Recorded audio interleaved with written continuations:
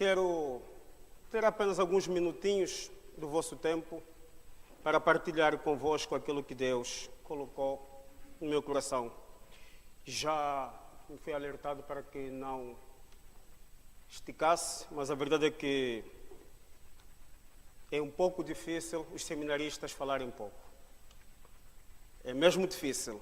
Mas ainda assim, é difícil por quê? Porque nós, quando apresentamos os nossos trabalhos, os professores dizem: o irmão tem 30 minutos ou o irmão tem 1 hora para apresentar o seu trabalho.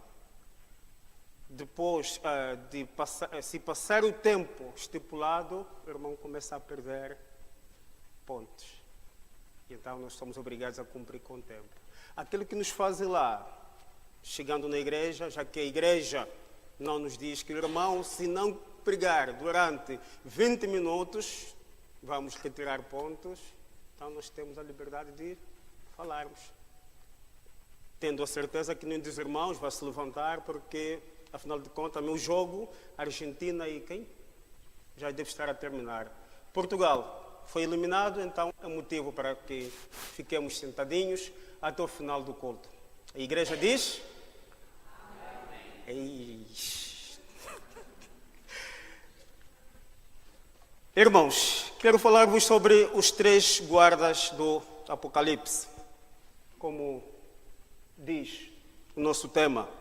E a verdade é que nos nossos dias há uma busca insana por mais. Todos querem mais. E é interessante que, quando nos preparávamos para começar o culto, confidenciava com os meus irmãos de que quem esteve hoje na escola dominical talvez vai achar um pouco repetitivo aquilo que será dito, mas aqueles que não tiveram, então há uma necessidade de ouvirmos aquilo que é o recado de Deus para nós no dia de hoje. E a verdade é que o eu, que é o Deus da nossa era, ou melhor, o Deus da pós-modernidade, é um Deus difícil de lidar. É um Deus difícil de lidar por quê? Porque é um eu que está dentro de nós, habita em nós. E desta forma é difícil, é mesmo muito difícil conseguirmos arrancá-lo de dentro de nós. Vivemos numa época chamada pós-modernidade. E nesta pós-modernidade podemos destacar 4 características que bem a identificam. A primeira é individualismo. Quanto mais gente ou quanto mais tecnologias, a verdade é que mais só estamos. Quer dizer que vivemos numa época em que a supervalorização do homem limita-se ao individualismo. Numa destas viagens ao Facebook, no mundo do Facebook, estava uma imagem engraçada, e às vezes gosto de trazer algumas imagens, mas hoje não trago nenhuma imagem, em que num velório ou no enterro estava uma senhora, a viúva, sentadinha na cadeirinha, estava o padre, sim, era padre, e 2 crianças. E a legenda que estava por baixo daquele cartão era exatamente esta. E ele que tinha tantos amigos no Facebook. A mensagem que aquela imagem traz é exatamente de que os nossos amigos hoje passaram a ser praticamente virtuais. Então, estando eu sozinho, valorizando o individualismo, valorizando o meu eu, os que estão à minha volta passam a ser cego. Torno-me como se fosse cego para aqueles que estão à minha volta.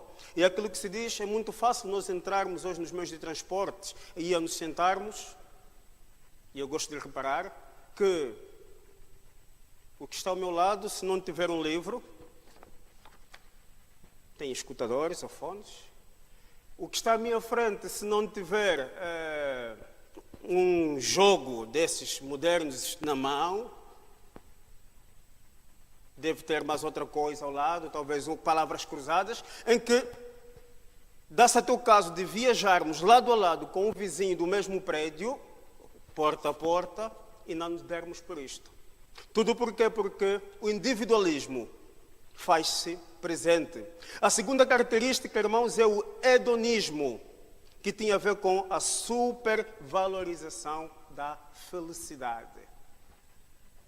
E é aquilo que se diz, há tanta gente a pagar rios de dinheiro para poder ter pelo menos 30 minutos de gargalhada em shows de comédia e tudo mais alguma coisa, mas ao terminar o mesmo espetáculo, chegando a casa, aquilo tudo que tinham antes de começar o espetáculo torna a cair para eles. Quer dizer que vemos numa época em que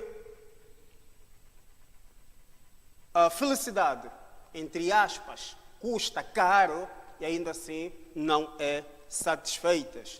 A outra característica deste século é exatamente o niilismo, que tem a ver com a supervalorização da liberdade do pensamento. E os irmãos vivem nesta sociedade, têm acompanhado um pouco aquilo que tem acontecido pelo mundo, então estarão de acordo comigo com estas afirmações de que eu sou livre de pensar o que bem entender. E os políticos inventaram aquela história da liberdade de expressão. Então, se é uma liberdade de expressão, se eu posso antes de me expressar, primeiro tenho de pensar. Então, sou livre de pensar o que bem entender e sou livre de expressar aquilo que o meu coração mandar. E a última característica, irmãos, é o consumismo. Supervalorização do conforto. Poucos estão conscientes das limitações naturais às suas ambições. Ninguém pode ter tudo o que quer. Irmãos, foi isso exatamente que ouvimos nesta manhã na escola dominical. Muitos procuraram ter, mas quando chegaram a pensar, pensaram que tinham tudo, afinal de contas descobriram que valia a pena ter nem ter aquilo que pensavam ser tudo. E se tornam então pessoas frustradas, infelizes e eternamente insatisfeitas. Por outras palavras, tornam-se como um saco sem fundo. Não é? Também por isso a nossa geração é semelhante a uma criança rebelde. É que se atiram no chão, fazem birra por tudo e mais alguma coisa.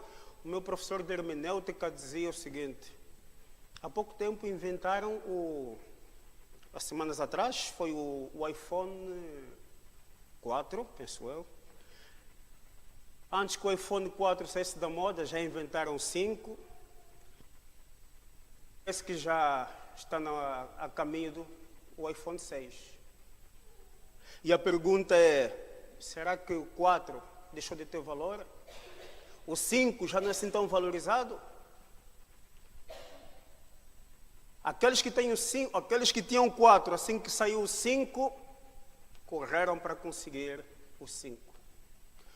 Os que têm o 5 e a probabilidade de já nos próximos tempos ser o 6, já estão com pensamentos de adquirir o 6. Mas a verdade é que as funções são quase as mesmas. Os antigos irmãos, por terem passado por grandes períodos de privações, tinham ideia diferente daquilo que nós consideramos hoje consumismo. E lembro-me na minha infância, irmãos, N vezes, não meu pai era daqueles um pai africano mesmo, né? Mas a minha mãe africana, como toda mãe, não só africana, mas toda mãe em toda parte do mundo, uma mãe preocupada, uma mãe sempre disposta a dar conselhos, N vezes ouvia a dizer: filho, quem guarda tem. A irmã Abigail também ouviu. Muito bem. Quando você ouviram essa expressão? Quem guarda sempre tem. Sim. Quem guarda tem. Interessante. Eu vou telefonar a minha mãe logo e dizer que E a igreja diz? Amém. Não é? E eles tinham toda a razão, irmãos, porque ao invés de vivermos aquela filosofia do dá, como as famosas filhas do livro do Apocalipse, irmão Tiago, aquilo que nós combinamos, aí está. A sanguessuga tem duas filhas, dá e dá. Estas três coisas nunca se fartam. E com a quarta, nunca dizem basta. E é mais prudente aprendermos a guardar o que Deus nos tem dado. Quem guarda tem, sempre tem. Há em toda a Bíblia, irmãos, vários textos nos ensinando a guardar coisas preciosas, como Salmos 119. Guardei no coração a tua palavra, para não pecar contra ti. Guardou o que, irmãos? O que é que o salmista guardou? A palavra. A outra passagem de Provérbios 4:23, acima de tudo, o quê? Guarde o seu, pois dele depende toda a sua vida. E Jesus, em Mateus, dizia o seguinte, e ele disse-lhes, porque me chamas bom, não há bom senão um só, que é Deus. Se queres, porém, entrar na vida, guarda os mandamentos. E por isso é que nesta tarde, irmãos, pegando estes exemplos, gostaria de apresentar-vos o primeiro guardar, ou o primeiro dos guardas, que encontramos no livro de Apocalipse. E diz, ao que vencer e guardar até o fim as minhas obras, eu lhe darei poder sobre as nações.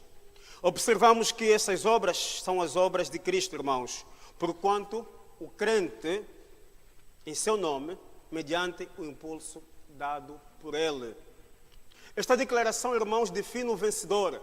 É aquele que resiste firmemente até ao fim, aquele que professa ter vida espiritual, mas também progride na mesma. O vencedor é aquele que se opõe à invasão do paganismo na igreja.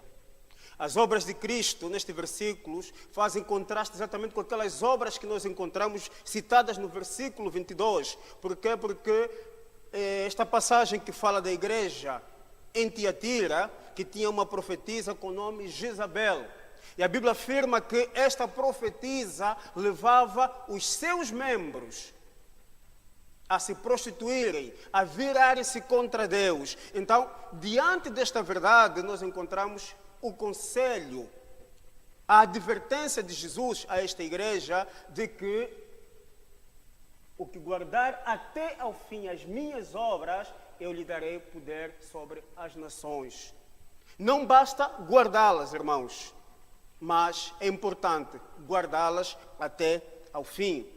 Não despreze o que Cristo tem feito em sua vida e ao seu redor e na história. Às vezes nós deixamos de valorizar as pequeníssimas coisas que acontecem nas nossas vidas.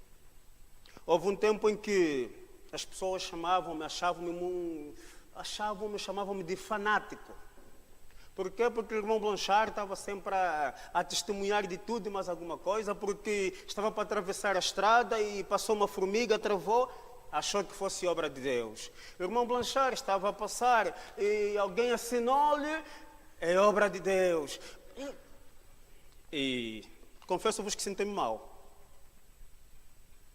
Hoje em dia, olho para trás e digo sim, graças a Deus, tudo aquilo foi obra de Deus. Porque Deus não opera nas nossas vidas somente em coisas grandiosas.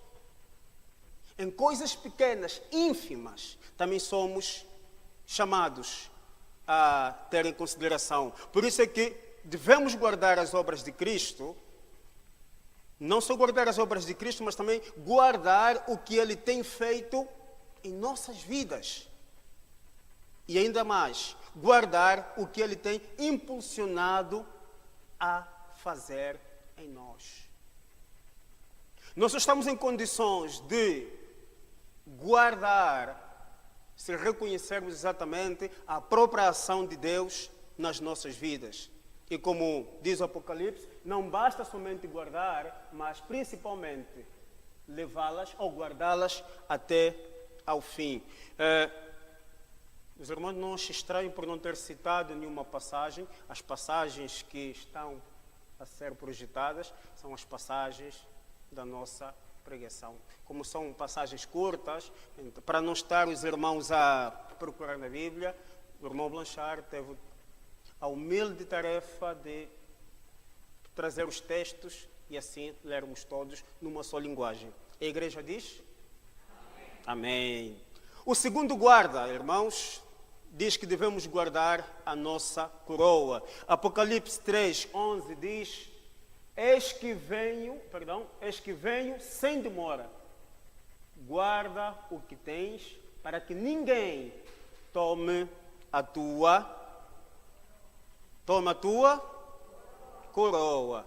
Irmãos, coroa é o símbolo de majestade, dignidade e distinção. O que é que nós temos que nos dá dignidade ou nos dá distinção nos dias de hoje? O que é que nós temos que sempre tem alguém de olho para tentar arrancar ou roubar de nós? Aquilo que o irmão tem, que às vezes até não valoriza, irmão, saiba que há alguém, não vou dizer o nome, mas há alguém que está prestes, que está à espera de uma oportunidade para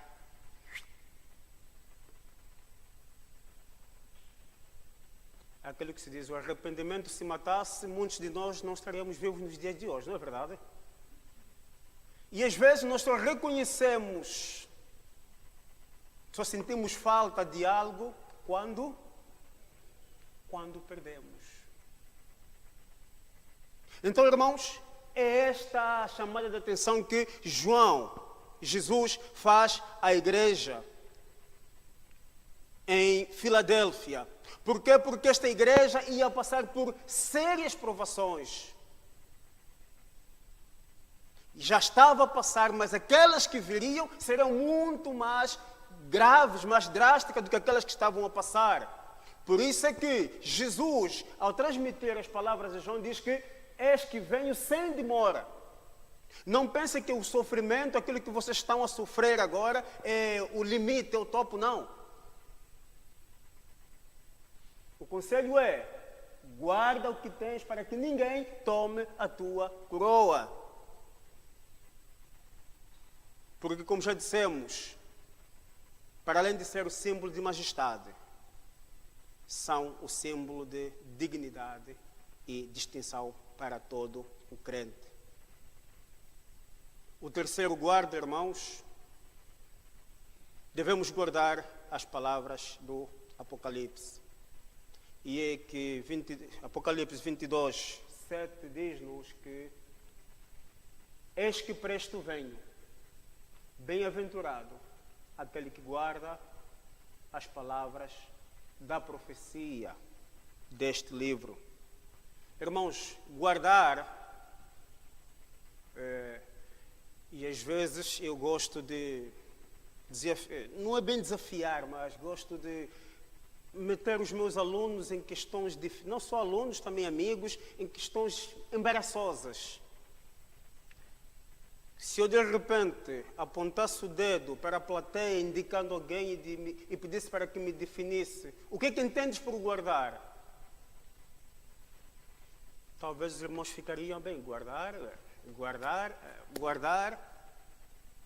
Eu sei que o irmão sabe que é guardar, mas a dado momento expressá-lo em palavras miúdas, em 30 segundos, às vezes fica difícil. E então, a ideia passada aqui neste guardar é exatamente observar e praticar. Quando Jesus diz que eis que presto venho, bem-aventurado aquele que guarda as palavras da profecia, também quer dizer que bem-aventurado aquele que observa e pratica as palavras desta profecia. Nesta busca insana de mais, cada vez mais, os crentes só querem ouvir mensagens de promessas. Vivemos numa época em que os pregadores, havidos por oportunidades talvez de aparecer, de se projetarem, as mensagens às vezes que trazem para a plateia ouvir, não passam senão mensagens de bênçãos e promessas. Mas a verdade é que a Bíblia não nos ensina isto. Deus deu-nos promessas na Bíblia? Sim, não nego isto. Há bênçãos? Sim, há bênçãos. Mas a verdade é que, irmãos, ao descerem por estas escadas, ao sentarem-se neste templo, os irmãos não vieram aqui somente para ouvir palavras de promessas, uma pregação de bênçãos, para serem daqui com as cabeças cheias e reclamar. Acima de tudo, as palavras do Apocalipse contêm não só promessas, é um livro muito rico que contém mensagens comuns no século passado e são mensagens que nos tempos de hoje são quase esquecidas. Apocalipse, na língua grega, na nossa língua diríamos revelação, não nos revela outra coisa senão a volta de Jesus, o juízo final, a soberania de Deus, a sua salvação, a condenação eterna e a separação do ímpio e do justo.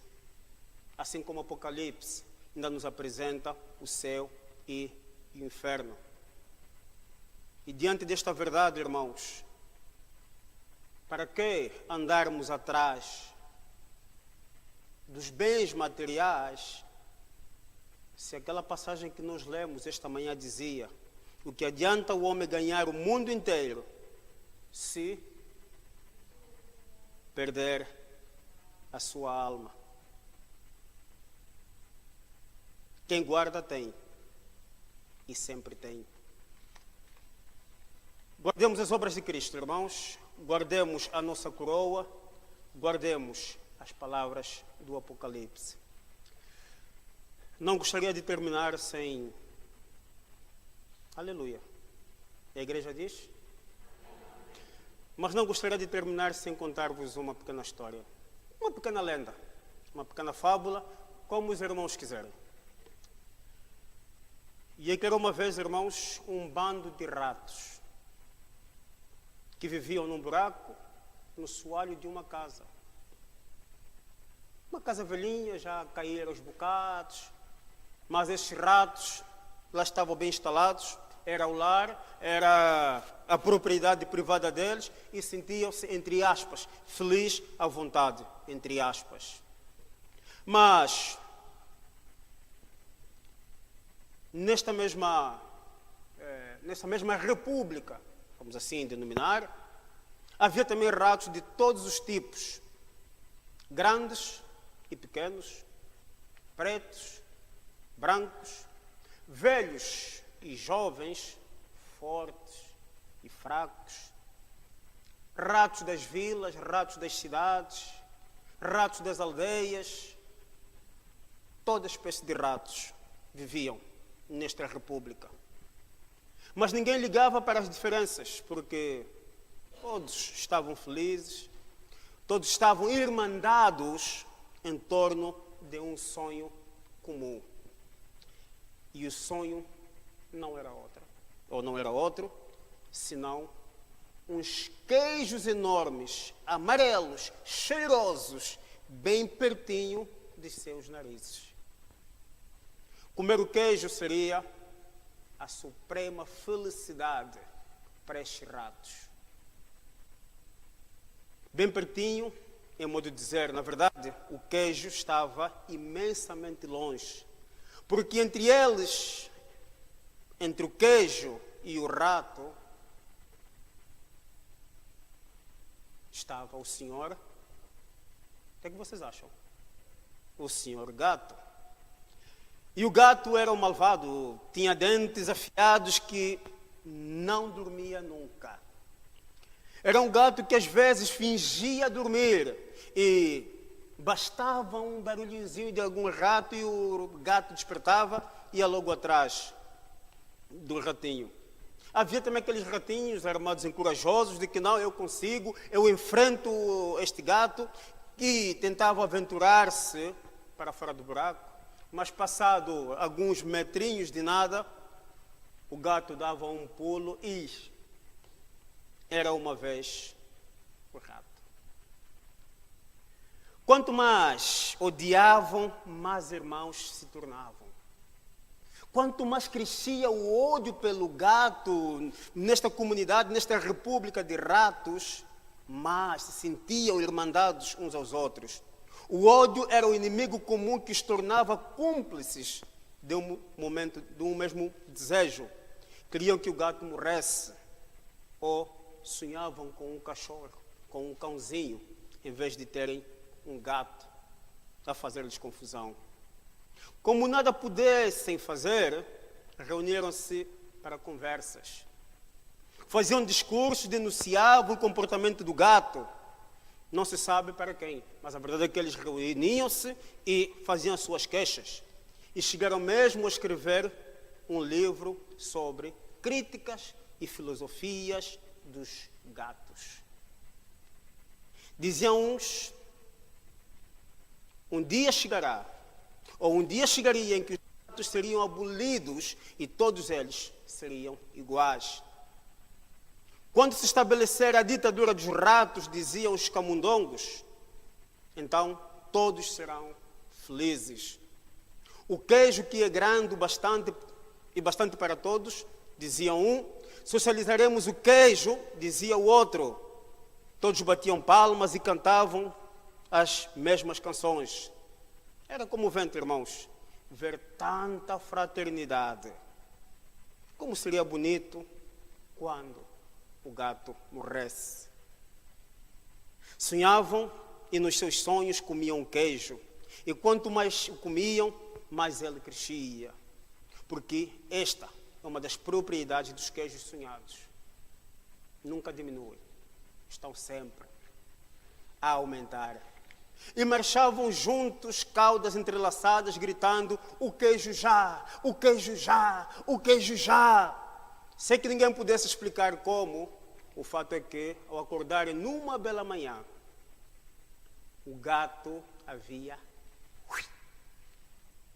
desaparecido. E o queijo continuava lá, mais belo do que nunca.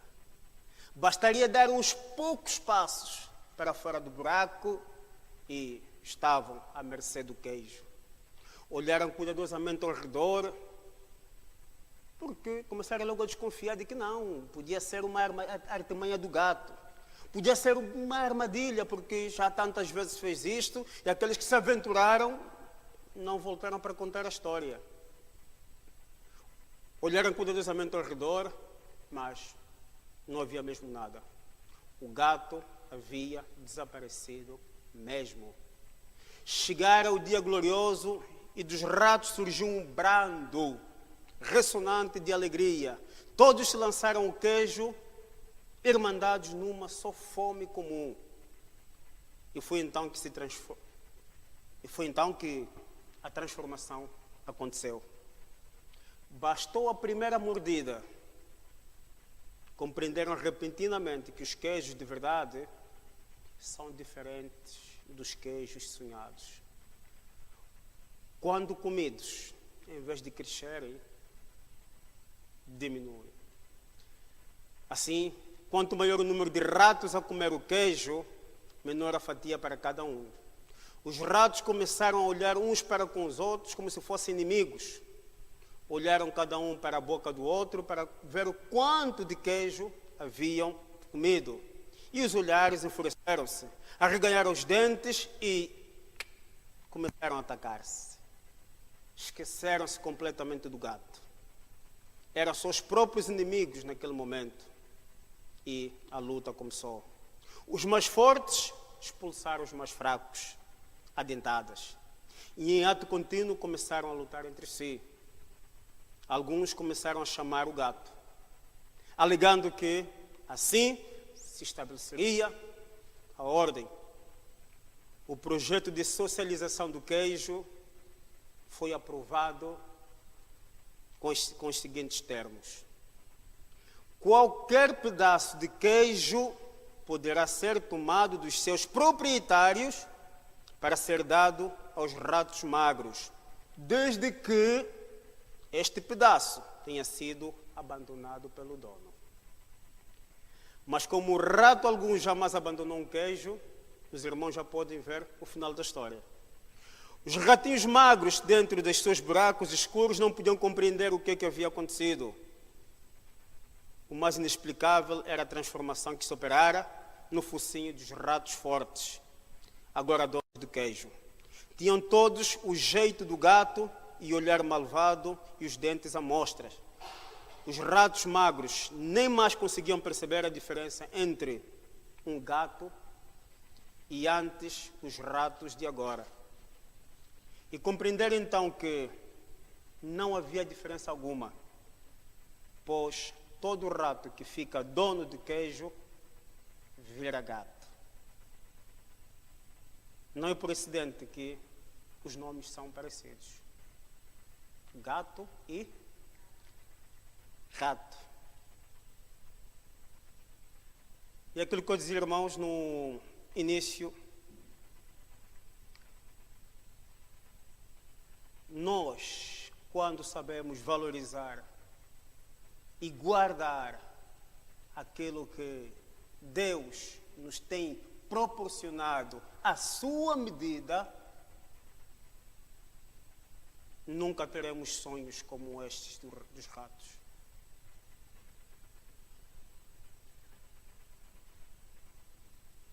Apóstolo Paulo, na segunda de Timóteos, capítulo 3, versículos 1 a 5, dizia: sabe, porém, isto que nos últimos dias sobrevirão tempos penosos, pois os homens serão amantes de si mesmos, gananciosos, presunçosos, soberbos, blasfemos, desobedientes a seus pais, ingratos, ímpios, sem afeição natural, implacáveis, caluniadores, incontinentes, cruéis, inimigos do bem, traidores, atrevidos, orgulhosos, mais amigos dos deleites do que amigos de Deus, tendo aparência de piedade, mas negando-lhes o poder.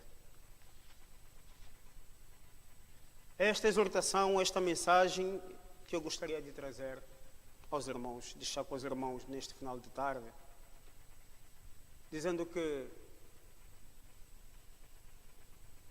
os 3 guardas que nos foram apresentados, às vezes desprezamos ou menosprezamos. Mas se quisermos ter vidas abençoadas, se quisermos ter vidas prósperas, saberemos reconhecer aquilo que Deus tem feito nas nossas vidas. E aquilo que Deus tem feito nas nossas vidas, irmãos, não começou hoje.